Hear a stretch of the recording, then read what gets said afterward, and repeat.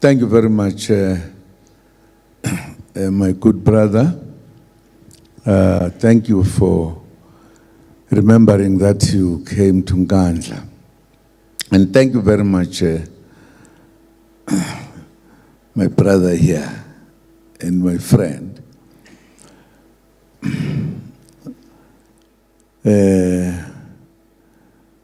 The good brother from CapeTown, who is in charge of some people. I was in CapeTown a few days ago, and I saw him there. I was a little bit busy because I hadn't been to CapeTown for a long time. I was telling somebody in CapeTown, I looked at CapeTown for 10 years, every day. Just across, there's a small river that you just across. There's an island there called the Robben.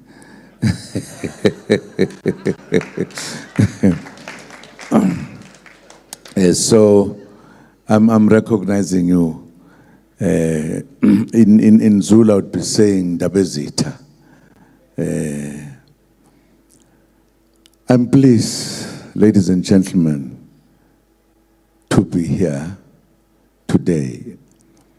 But I must apologize that I could not come on time because I had somebody coming from Zambia who was leaving and who had to see me.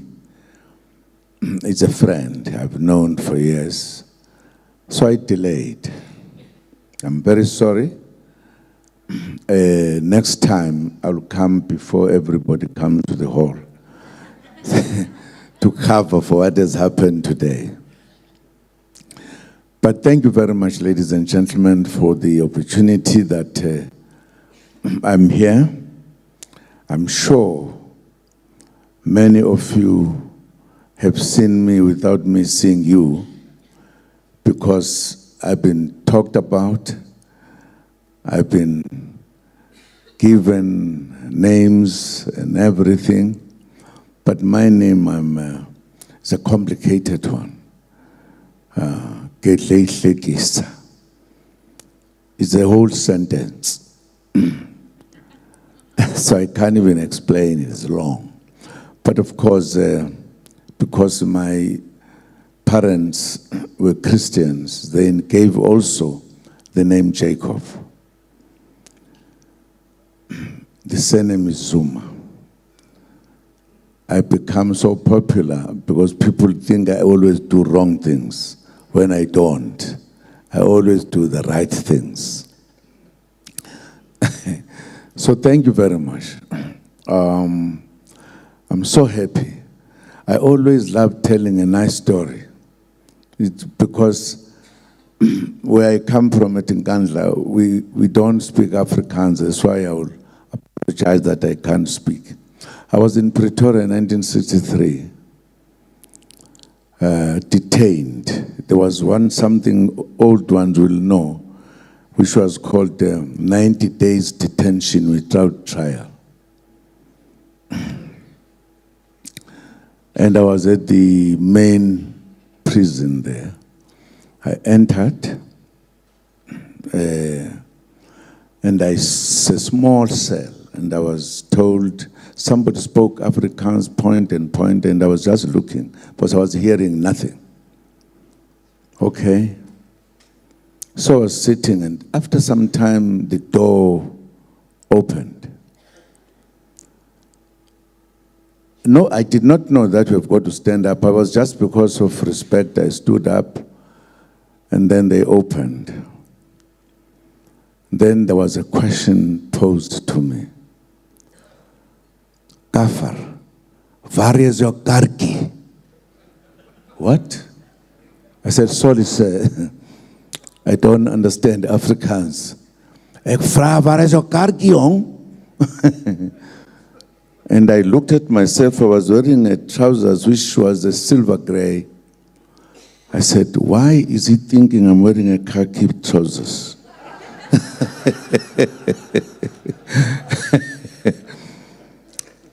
And I said, no, I don't understand. I said, yay, ons vra is your karkiong? And I said, sorry, sir. So I thought I should speak in Zulu now. I said, Angsazi is born. Was I beaten up by a group? And I said, what is this? And he went back and posed the question for the second time. Gaffer, where is your karki? I said, I looked around, I said, man, I was thinking, what have I done? Why? I mean, literally, karki I did not understand. So, finally I was thinking, I was wearing an overcoat. There is something in my pocket which I was given at the reception. It was a card.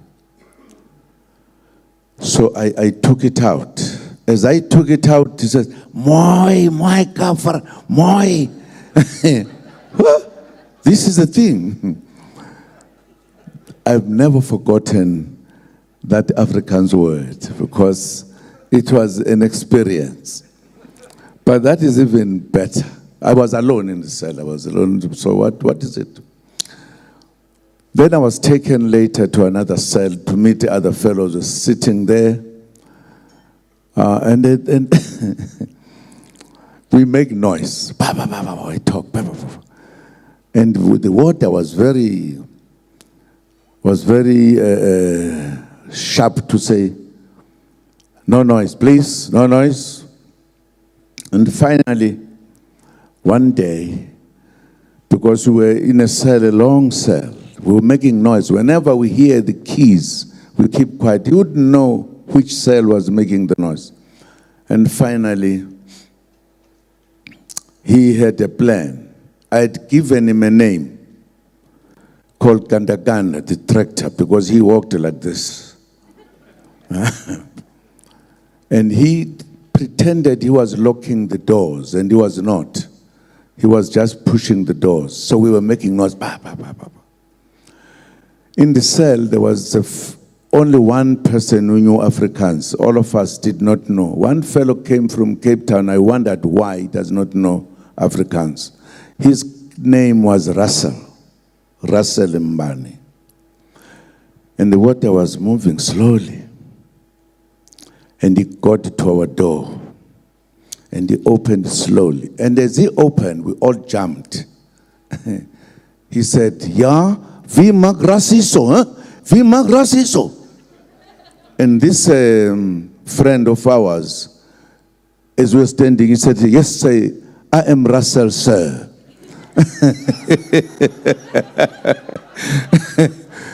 and the water said, "Fra wie mag rasiso?" Says, "My name, sir, is Russell." "Yes, sir." And he realized this fellow does not understand. And he fought back. He said, and then as he closed the door, the fellow who knew Afrikaans just fell down with laughter. He nearly died. We said, "Why?" He says, "Man, the water is asking who is making noise. You are saying, I am noise." So don't worry if I speak I can't even say a word in Afrikaans, by the way. I'm just talking. But thank you very much for the opportunity that I'm here. I've been told that because I delayed, there will be another business here, and therefore there is no time. But I would love one day to have enough time, my brother. I am Jacob Zuma.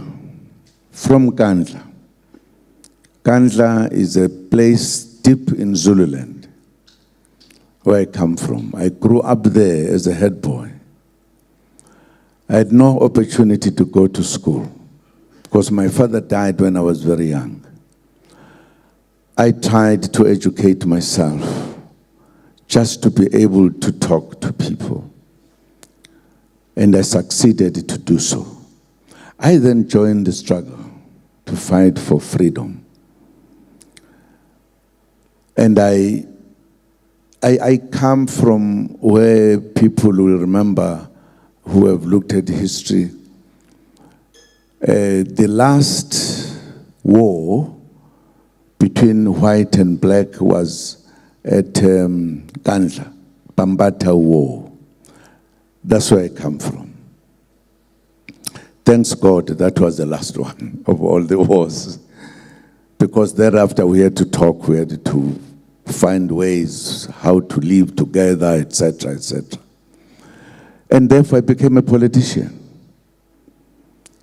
At my early age, as I told you, when I was asked the question, "What is Vakarki?" I was 22 years. I was finishing my 23, very young, and I went to Robben Island, and I spent my 10 years there, punished for trying to fight for freedom. I finished it. I came out and I found a job. I worked, but I continued. But I realized later, I was about to be arrested for the second time. I left the country, went to Swaziland. I stayed there for a short while.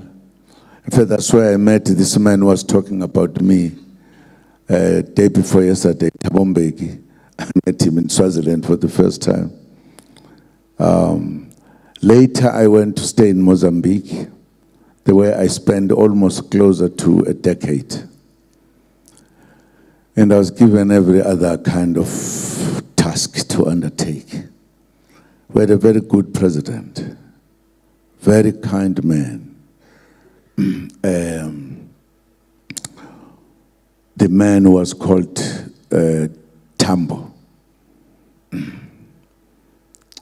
He was a Christian, but he was leading the ANC. Of course, it went and went and went, and finally, I was the first to be sent in South Africa to come and start what was called talks about talks, to start the discussion between us and the government and stop fighting. I came, and I can tell you, the fellow who was with me, he's now looks like an old man. He was drinking a bottle as we came in, probably half the bottle, but he did not get drunk because of the fear. He did not know what was going to be happening. That followed an interesting thing. Thabo Mbeki and myself were sent by Tambo to go and meet the delegation from the government in South Africa, sent by a man who was very strong, who was the president of the Republic of South Africa. This leader was P.W. de Klerk. No, sorry. It was P.W. Botha. P.W. Botha. He sent two guys. It was a first meeting between us, the ANC government. He sent a man who was called Mike Lowe. I'm sure few of you know him. But two in the intelligence of the government. He was with a man called Spavader. I'm sure some will know him. I think he was maybe number 3 or number 4 in the top levels of government. And they said, Dr. Bernard said hello to you guys. I said, fine. These two presidents, Tambo and P.W. Botha, had asked us to come to this secret meeting to start discussing to stop the war and change this country. We met at about 8, somewhere in Europe, and talked until 2 o'clock a.m. It was the most serious meeting. It was the first meeting formally between us and the government. And the issue was that let us have peace in South Africa. Let us stop the war. And we had agreed, and all the issues we discussed, we agreed. When we finished, I said to these 3 guys, I was number 4, I remember an old story of a king who once ruled in South Africa, King Shaka. When his mother died, he declared that no tilling of the soil, no eating. We must help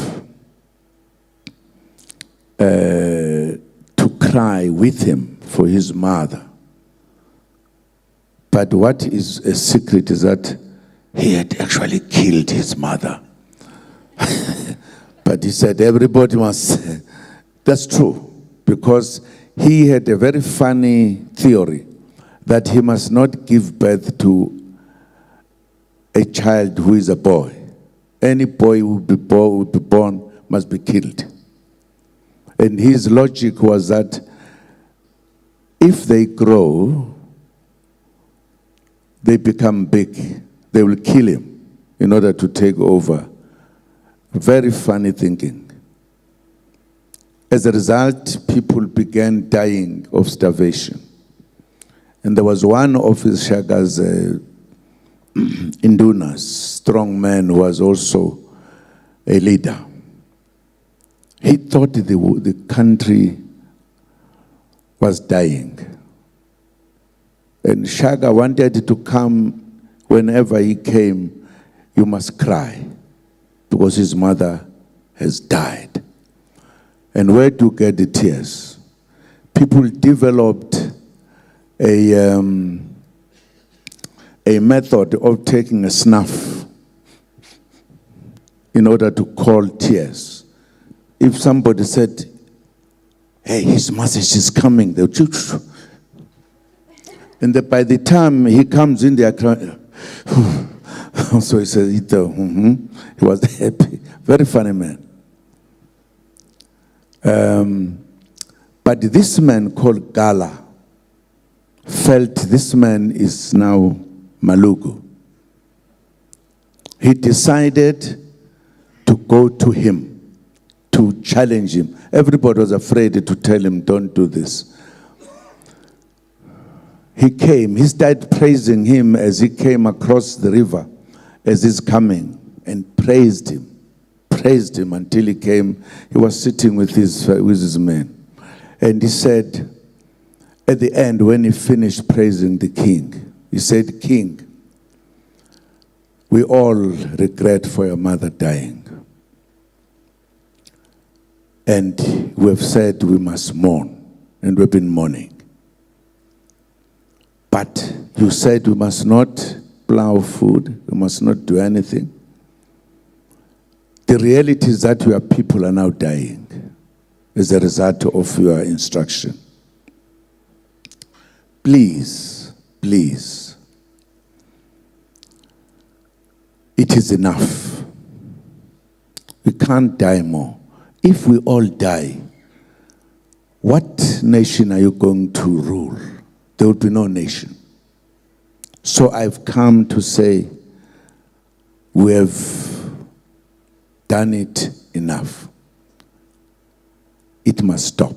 The man was brave, because everybody was afraid that this, if you say so, it's going to kill you.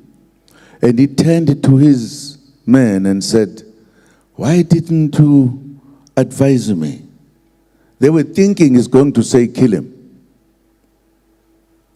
And he said, you are a hero. He gave him a very high level of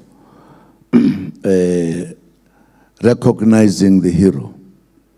And he gave him a huge cattle group to take home. And he said, you are one of the best. And these guys who were Indunas, when they were almost going to their spears, thinking that he's going to say, step him. He didn't. I said so when we had that meeting in the dark. And I said, I remember this story. And I think I'm telling a story that our problems of fighting has come to an end. Both President Tambo and President P.W. Botha have taken a first step, an important decision, that there is no need for us to fight. And when I finished telling the story, Spar Vater said, you know, this operation that we are here, we must name it Gala.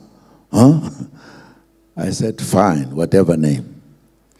I'm telling this story, my brothers and sisters, because now I look a little bit older than what I was then. I'm still very young, by the way. If we've got ladies here, must be careful.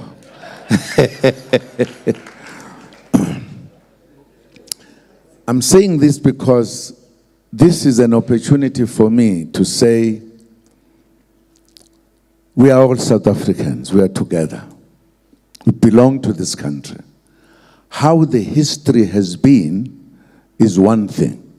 There is no country without its own history. And there are painful parts of the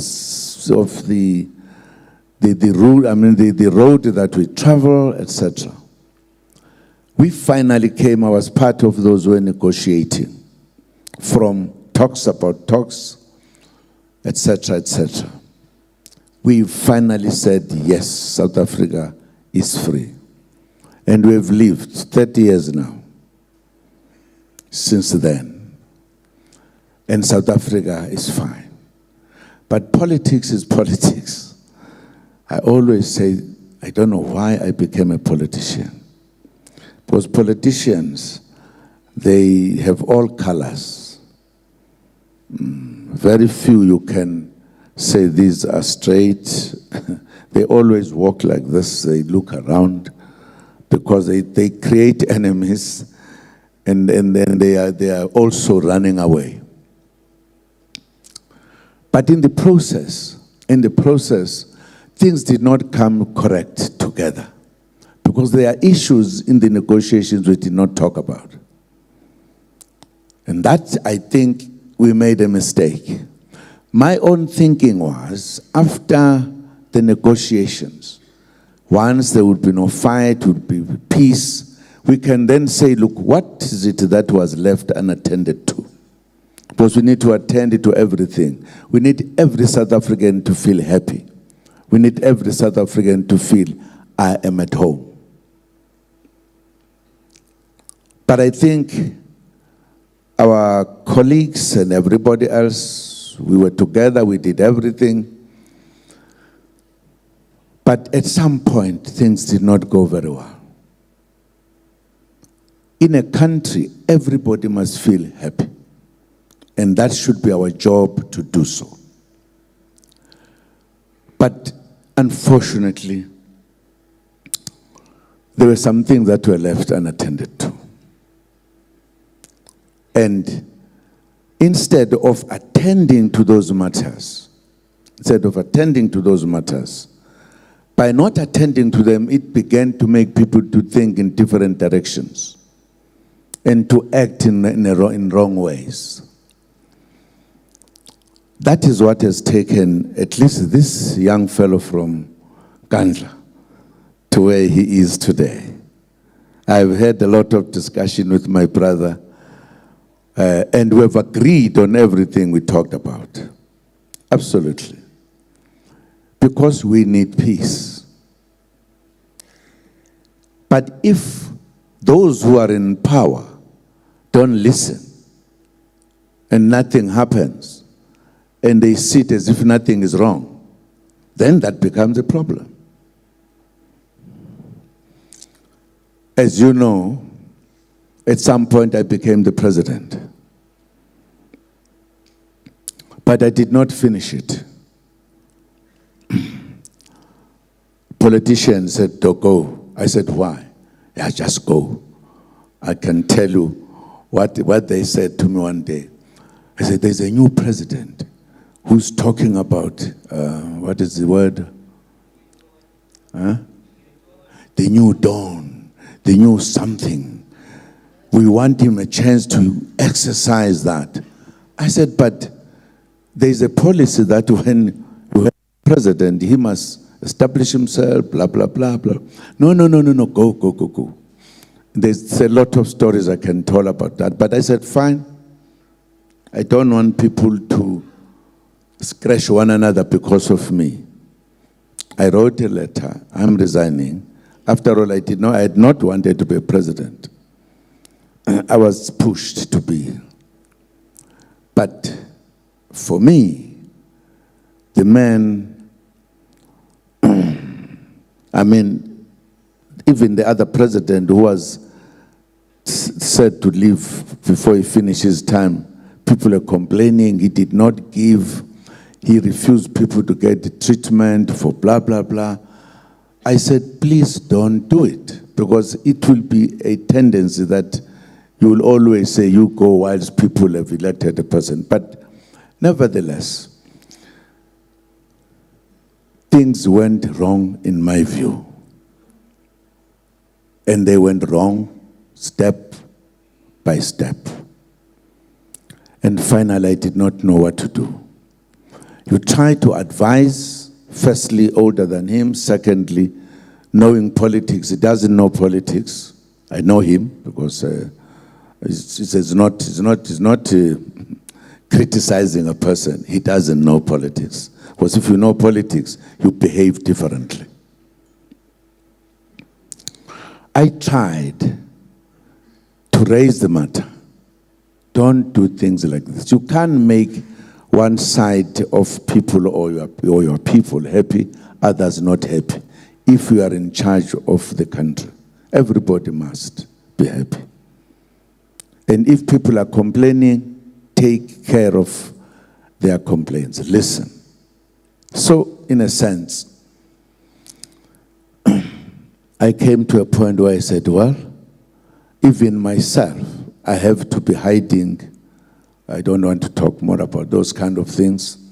But as you know, I even at one point was poisoned. And what have I done? I mean, there are a number of things we can talk about. Now, I'm a kind of a person, very honest. I fought for freedom because I meant it. And I said, this man, everybody's complaining.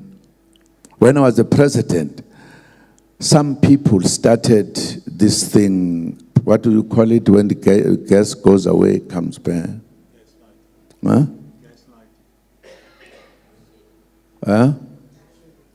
Huh? Load shedded. Load shedding. It was started by people when I was in government who agreed, wanted to do business through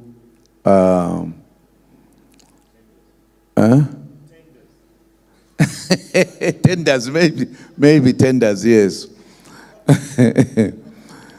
But there was money at the purse of the company that deals with electricity, 4 billion. I did not even know. The minister, who was the Minister of Finance, came to me to say they've used money without asking or telling us, because in terms of the law, even if it is your money, we've got to report it to the finance minister that there is this money, we want to use it for X, so that he's able to record. He said they've just used the money. They used the money to take diesel, to substitute the coal with diesel and make their companies. That's how this thing, where this thing comes from. And therefore they gave a false thing that the coal is not right. We'll use the diesel. And because they were taking the money and doing so, and pretended as if the coal is not right at all. And he came to tell me, I said, that is totally out of order. So I immediately took a decision. I'm not afraid to take a decision, quick. I said, can't do it. I then brought innocent people to come and correct the thing. Shortly, we stopped. And the old ladies in the home, they call it, what they call it? Tishi.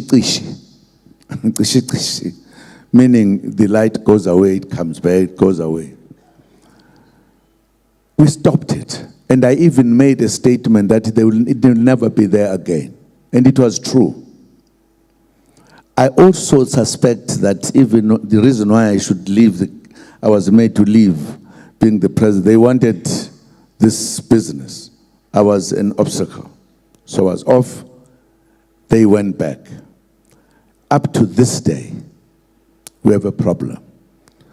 And I said, I know this. I never told anybody. Why do I allow it? Because we are making this country to be a laughingstock. That's why I took a decision that whilst I'm still alive, let me use my understanding to remove this man, whom at some point was my president, because the country is getting worse.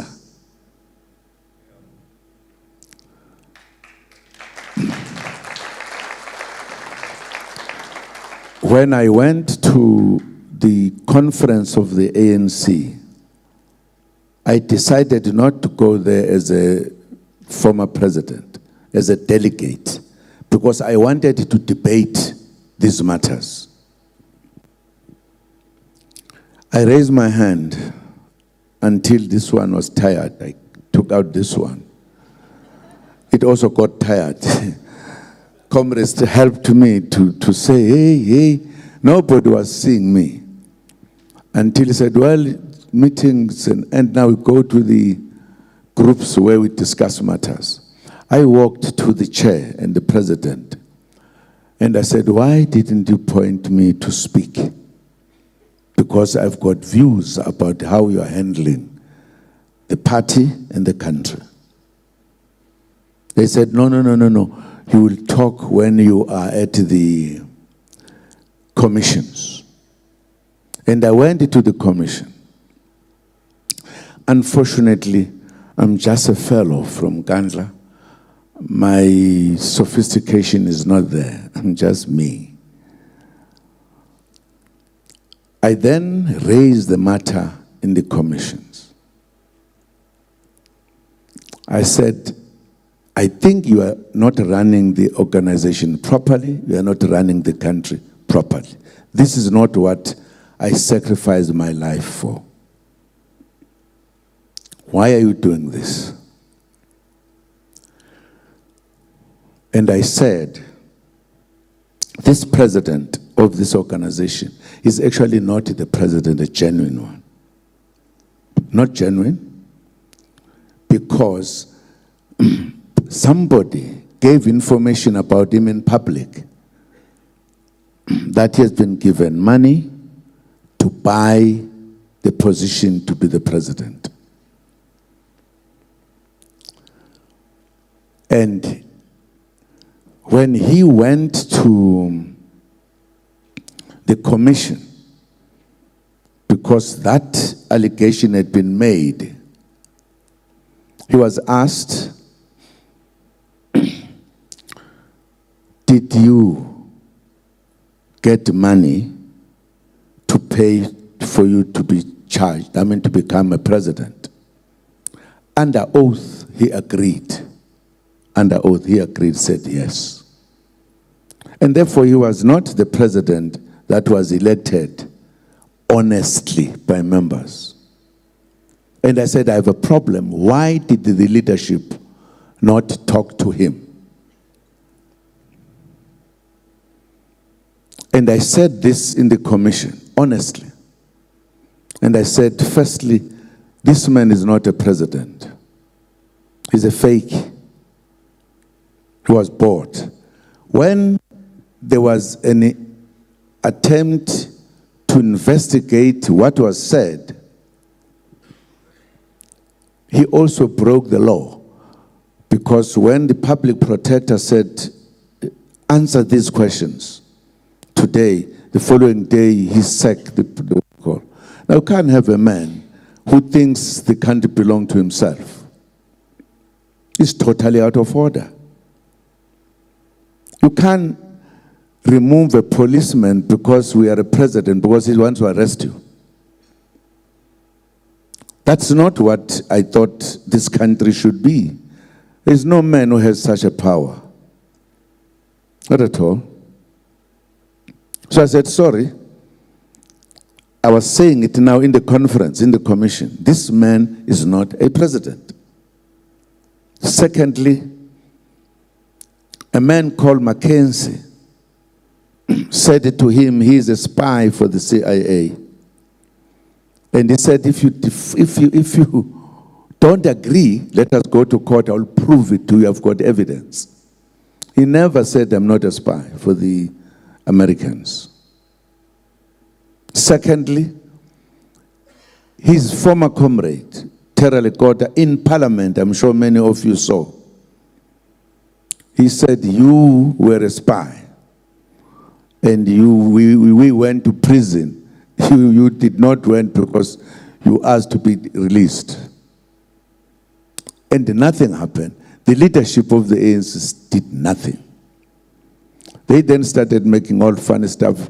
There are some laws and rules, kick aside or step aside. I don't know, I can't remember what it says.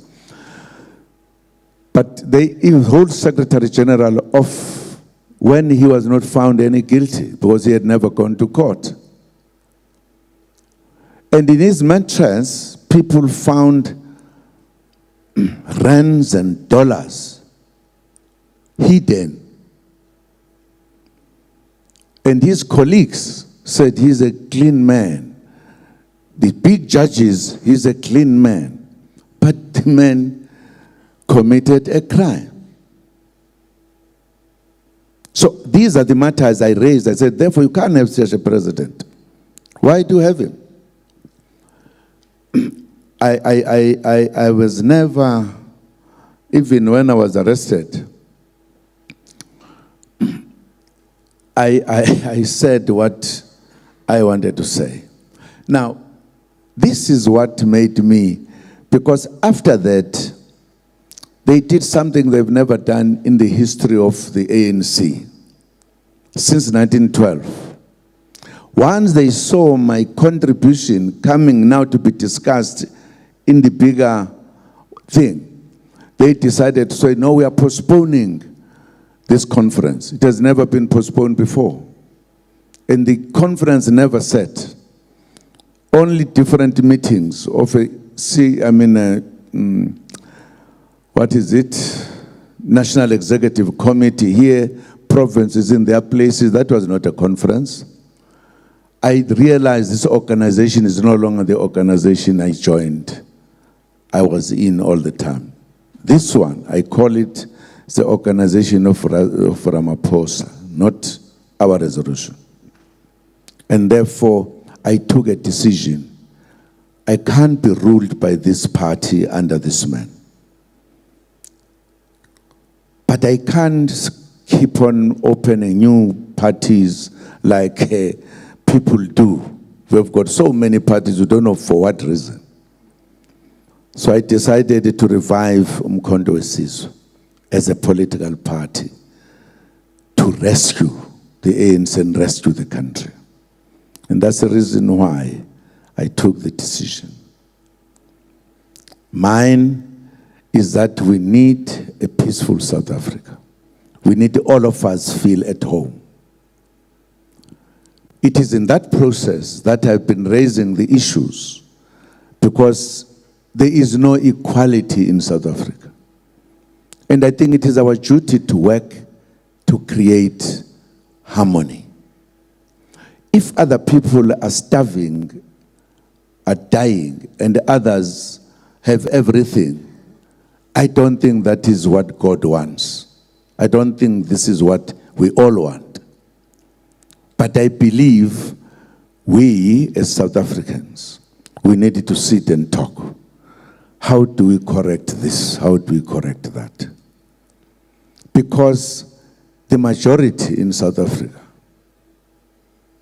if you talk about unemployment, it affects those who have been oppressed before. Why can't we correct that? Why do we want to sit with this pain? I think it's not right.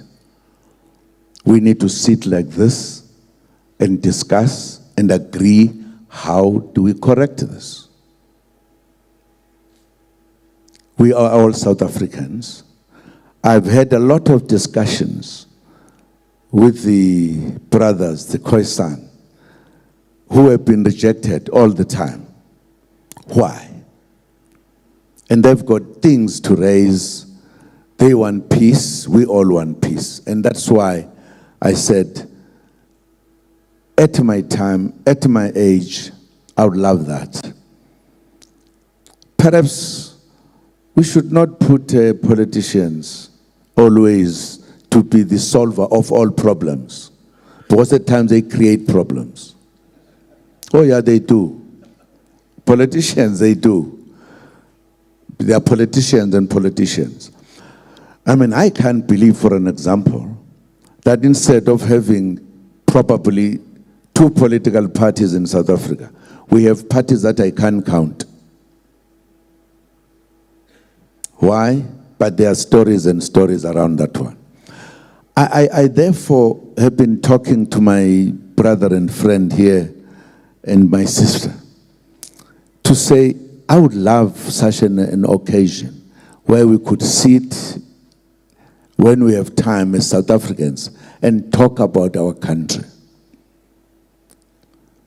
And talk about our country, the health, the life, the happiness. We have everything in this country.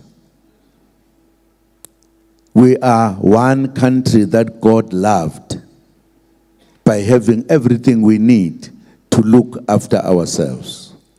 I think it is important that as South Africans, we should not shy away from saying, you are making a mistake. Please, let us work together. Let us be there. Because if we don't do so, we might be thinking backward, which is not right. We must be thinking forward. Because it is us today, tomorrow it will be our children, after tomorrow it will be our grandchildren and great-grandchildren. We must always say we want to see them in peace in our country. Because if we don't do so, we have other people thinking and getting angry this way and that way, and life is not nice if it is like that. Some of us who believed were oppressed and fought for freedom, we want freedom. We don't want freedom that is not complete. We don't want freedom that is one-sided. It's not right. Fortunately, or perhaps unfortunately, I speak my mind. I was born like that, and I'm sure I will die like that. Speaking my mind. If I'm saying anything wrong, tell me. If I'm wrong, I can rest assured I will tell you, yes, I'm wrong. I've always said so. Even when I got arrested, I said, yes, I committed crime. Yes. And I said, these were the reasons that made me to do this. And I believed in my reason, because I believe that there should be no oppression of one man by the other. We should always be free. We are all God's children. I said before I left, I think we must have free education. Because if we don't do so, we are making other people to remain poor. If they are poor and hungry, they are going to come and steal from you who have. And there will be crime in the country. Crime is because some people are literally have nothing to eat. And they then come to steal. They're not going to die because they are hungry. They're going to try to find ways and means. They will even become experts in stealing. Yes, because they are hungry. Give them food, make them feel happy, fine. So the reason why I said there must be free education, because I want every children in this country to be forced to be educated so that they can be of use in the country, not of a problem. I don't think it is good to see black children drinking from the morning to the sunset. And then you create, you allow that number of population to grow. It's wrong. We should be sitting and saying, how do we deal with this? And I'm saying once MK takes over, every child must be at school by force. Every child. No child must be roaming around. It's wrong. If the children, I mean, for an example, our government makes the law, don't touch your child. If you touch your child, you are charged. And the children are given numbers to phone the police. My mommy, no. The reason why we are what we are, because our mothers grew us and fathers properly. You do something wrong, what are you doing? This is never done. Absolutely. And you become a real human being. I don't know in our country, particularly we who come from oppression, kids of 12, 13 years give birth to children. That can't be. Why? Why don't we stop it? We want to live with it as if it's normal. It's not normal, it's abnormal. If you do so, you are killing the nation. And under the leadership of MK, no child will give birth to another child. Because that is just, I don't know what to call it. And I'm telling everybody in South Africa, they rather not vote for me. That happens, I take that child, we are going to make a university in Robben Island. All take them there. They will study until they are big, they are doctors. And then to come to be human beings. We cannot allow it. You can't have the Minister of Police enjoying coming to us like this, nicely dressed and big black hat, only to tell us the crime has gone up. This time the crime has slightly gone down. He's not telling us that he's stopping crime in the country. There's nothing of that report. You can't have that. You can't. I can be hated, I don't care. Because we must build a nation, a decent nation. Deal with other things properly. Talk about things we are not happy about. Sit down. Agree, disagree, compromise, give and take. That's how we can live. For me, I feel we are worse this time around than we were before freedom.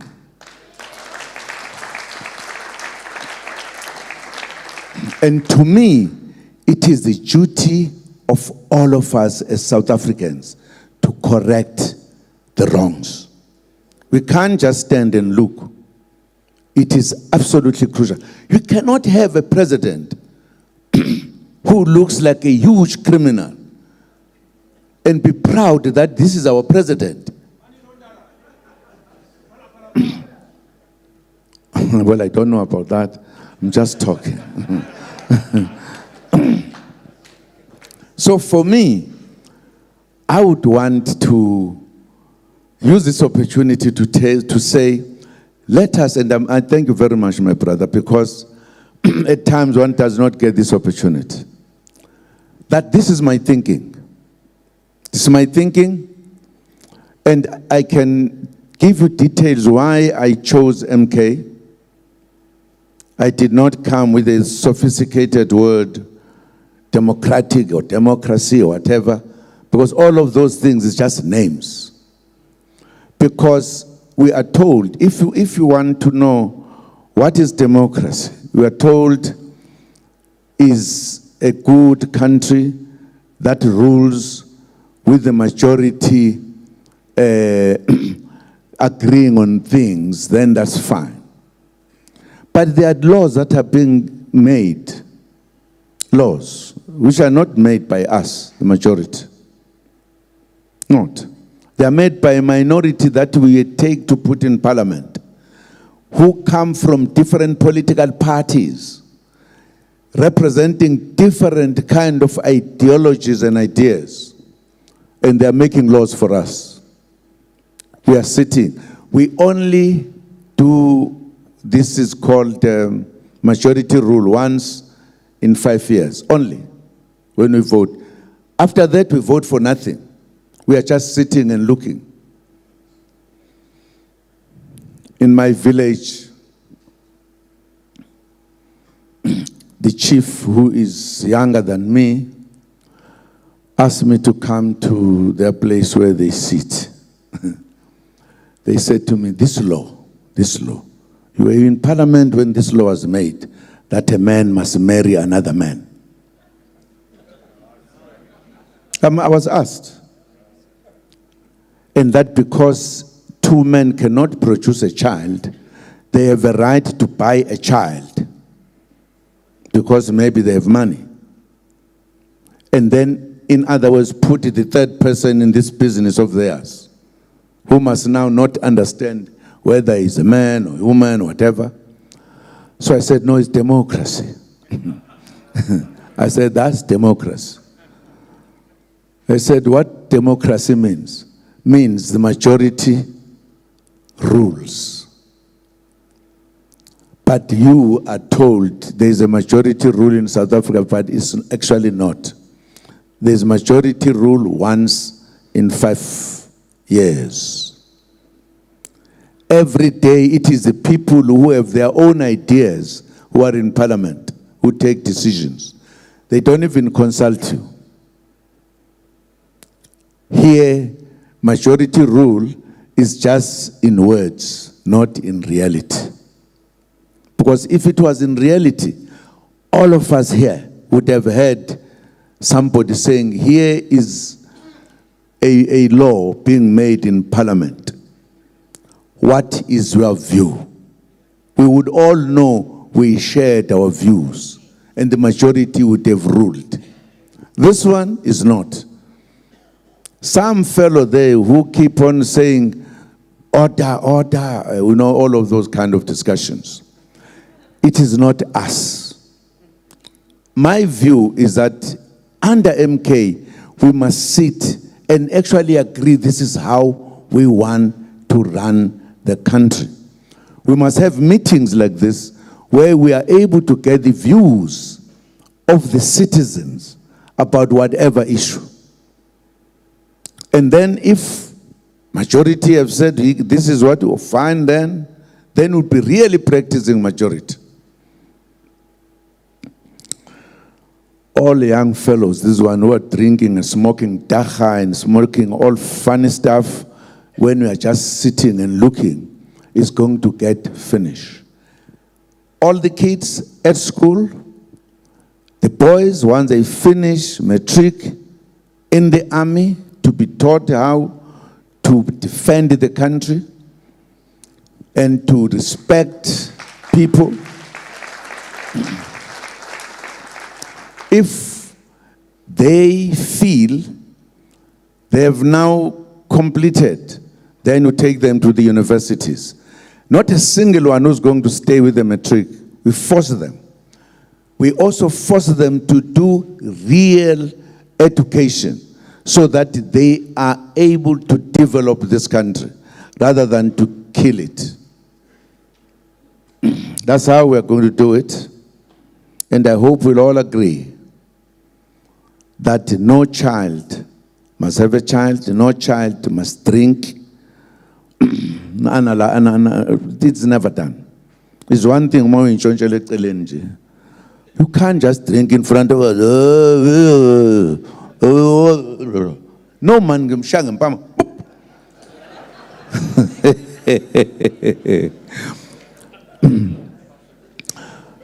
Sorry, I just thought I should tell you this story because I often not have the opportunity. I'm just me. I was not made by other people, just me. Never went to school because my father died.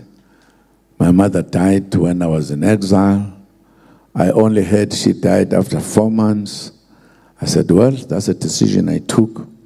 Mine was to make a South Africa that is peaceful, that is happy, that is a world among worlds. And I think all South Africans should be thinking like that. We need peace. We need to be a country that is not starving. And we must sit together to say, for an example, how do we remove unemployment? How do we take kids who go to school and come back with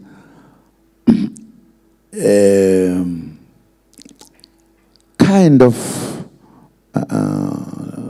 I want to say it lightly, because they come as, particularly black ones, they come as kids that have got degrees, but their degrees are useless. They can't find work because the degrees is just choose. There's no proper direction of our citizen that they must study what is going to develop the country. Social work, they love it. What are you going to do? You need few social workers. You don't need the whole army. Absolutely. And it means those who are in charge of education, they must produce the children of South Africa who are clever, who can build trains, who can planes and everything. And that's how countries develop. Just to go and study for the whole time, just to come to look to the old ladies as a social worker, we need a smaller number of such. And that must be determined by the universities, so that you produce scientists who are going to do a lot in this country of ours. It's a job of a government. It's a job of the nation. We should agree to do so. Because otherwise, we are going to produce drunkards. Kids, when they are 16, they've got 3 kids already. No. I disagree. And I've said, I'm going to win the elections, because I'm sure people like ourselves, you know what we need. And I'm going to change the wrong laws. This democracy that allows kids to drink and small children to phone the police that my mother and daddy, they are beating me. That democracy for me, it must happen when I'm no longer in this world. Not when I'm still here. When I'm still a South African, it's going to come to a stop. We are going to have South Africa. South Africa that we want. South Africa that people have built long walls to stop criminals. No, we must live in peace. There should be no criminal. That's my view, my little one. It's not a big view, it's a small one, but very correct. I'm happy about it. Thank you very much. I've taken a lot of your time. I love people. I love people. We don't know how much. My friend here knows, because he's my friend. And he's a man I respect, because he shares his views all the time. He does not hide his views. This is what we want. Honesty. What you think, share it. It's going to be a wonderful thing. At the end, if we want South Africa to change to be a South Africa we know, this is the moment. Vote MK. You will realize shortly thereafter that you took the right decision. I don't fear anyone. I fear no president. I fear no one. That has been my nature. That's why I tell him wherever he is, because I took a decision that I don't want to have a meeting with him. Because I want to talk to real people, not fake. Sorry, I'm using the wrong word for a man who's running the country.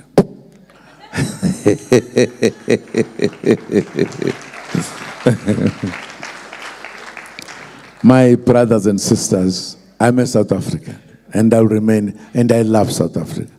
I love everyone here. That's why I wouldn't want even a child to sleep without eating. I feel bad about it. And I want to try to participate in creating a South Africa of all, who will see everyone, no matter what color. We are the same. We are South Africans. Let us be together. Thank you very much for the opportunity, my brother, and everybody else, and my friend from CapeTown. I have had a lot of discussion with the Khoisan that thing is going to be corrected. You must not feel away you are not enough human beings. We are, all of us. God made us to look like we are because he wanted to see us all in different colors. It is God, it's not us. We are the same. We are the same people. We are South Africans. Let us make South Africa our wonderful country. Thank you very much. Thank you, my brother.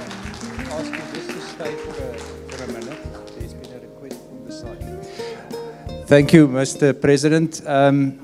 If I may just to end, put you on the spot a bit, because I said at the beginning, there are a lot of Afrikaner people around you, and there's also a lot of them watching us from the whole country. Right. Now, one of the questions is, I know the answer, but are you ever going to give an order saying, kill them all? Because there's Afrikaners believing that they are going to be exterminated, and one single order from your side will do the trick. My easy response, and Mr. President, you confirmed it today, and I think for everybody that's here, they get to meet the real President Jacob Zuma. I'm not going to try to pronounce your middle name sentence, Mr. President, but I think, and this is the person that we met when I was with Louis, and you took us into your home, and you gave everybody a bit of yourself today.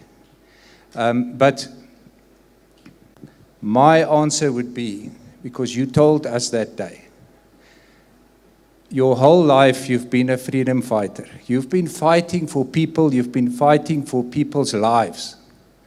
So why on this earth would you now suddenly turn around and give orders to kill or harm people? And also, in other words, you would betray who you are. The other point from me as a lawyer is, of course, maybe if that were so,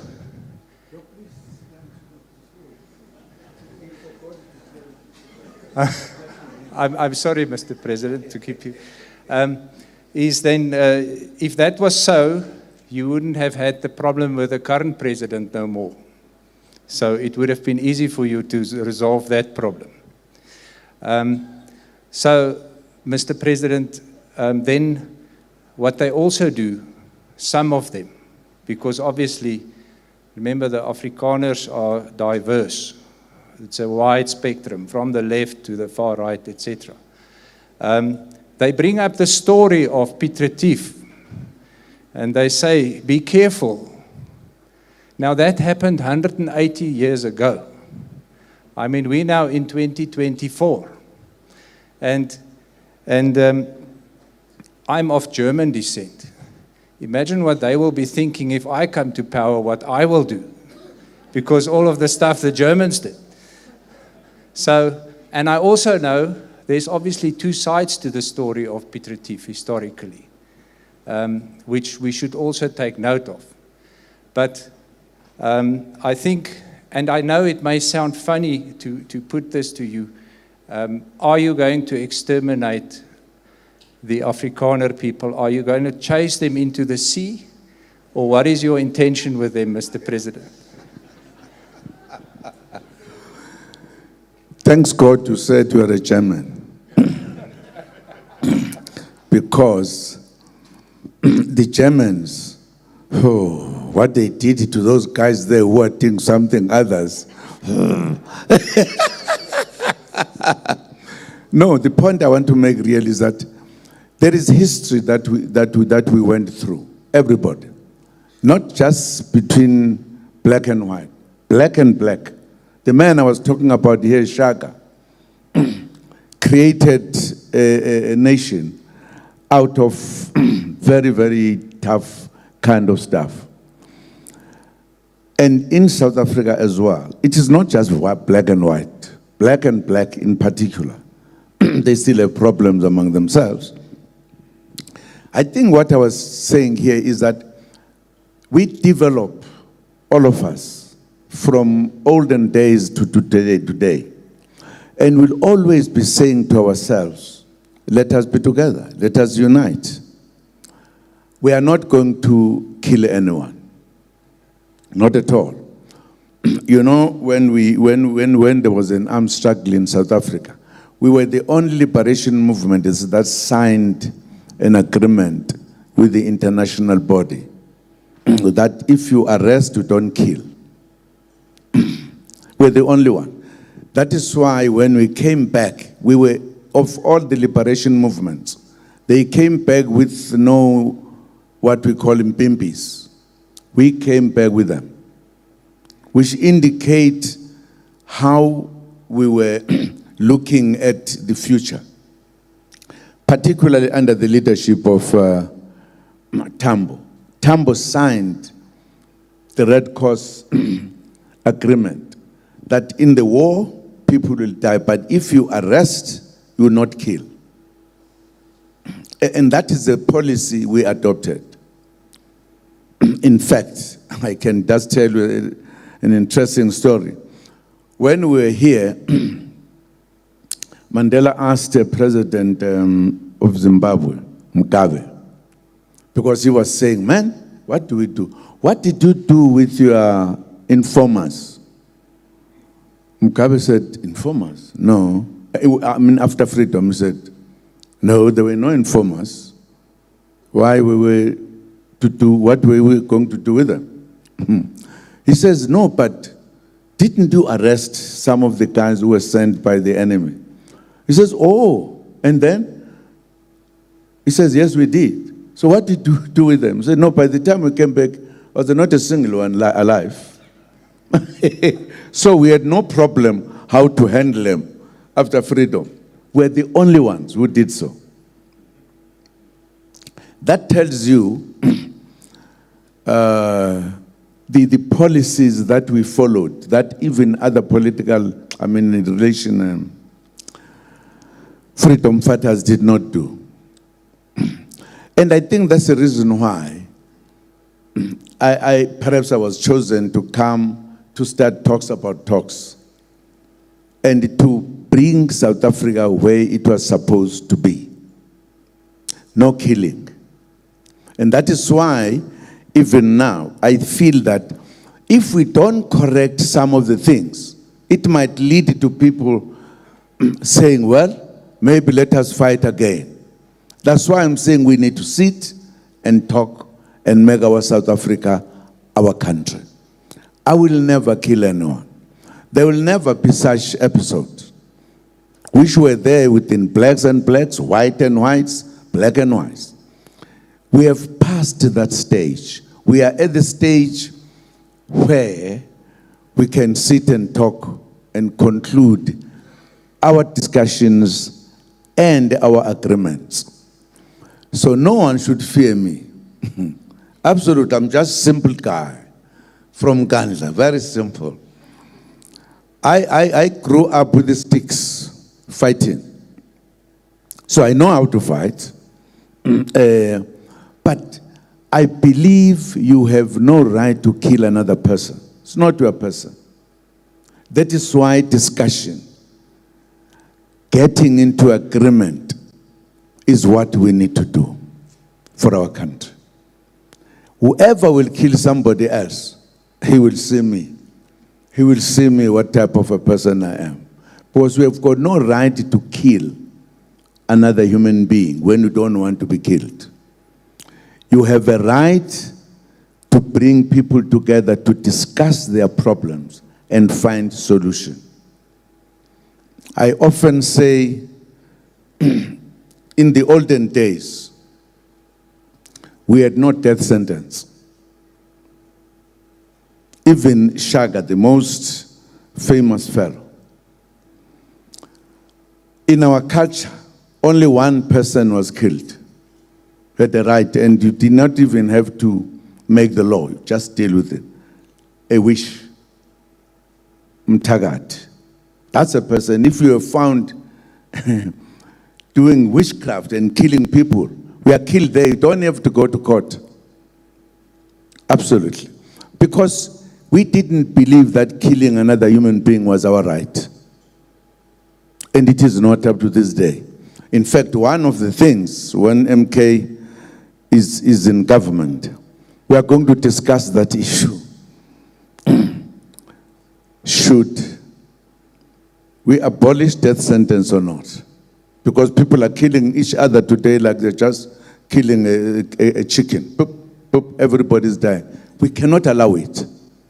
And we must sit and talk. It must be a decision of the South African society that must say, should we have it or not? Can we not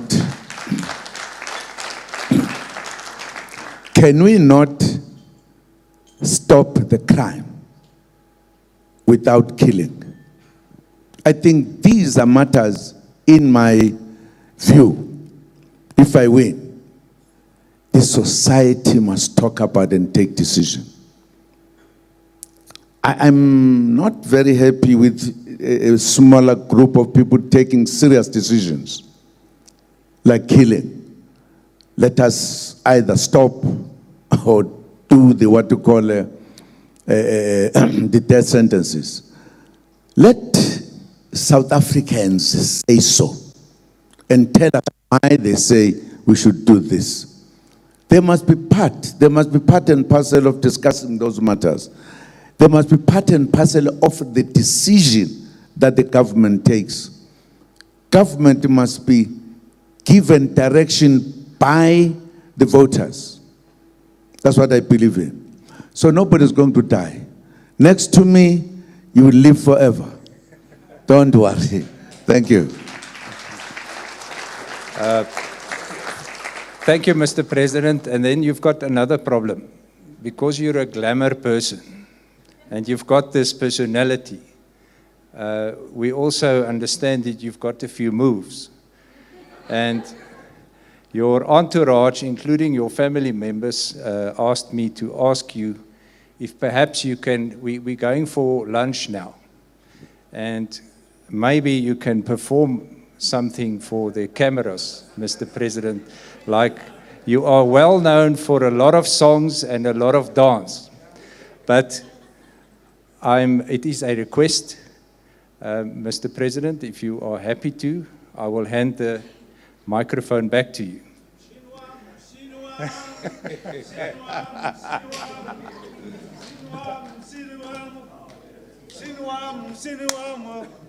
Mr. President. I'll let him stop killing the farmers. Okay, let me say. Umshiniwami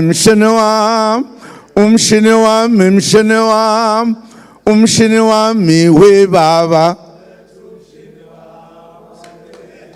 Umshiniwami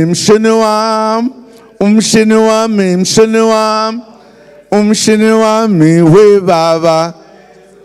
Oh, we are not singing. Huh? We are not singing.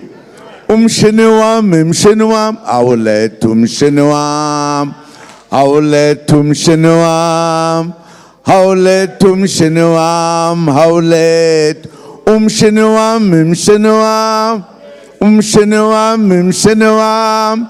Umshiniwam we baba. Haule tum shenwam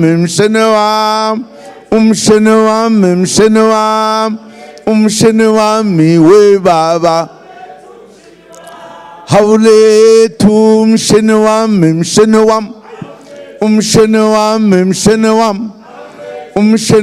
mi we baba. Hai when uyang bambezela. Umshiniwam mi we baba. Hai we na musumbambezela. Umshiniwam mi we baba. Yebo baba, thank you. Hey wa. Thank you. Thank you, Mr. President. Thank you, baba. The best. Thank you.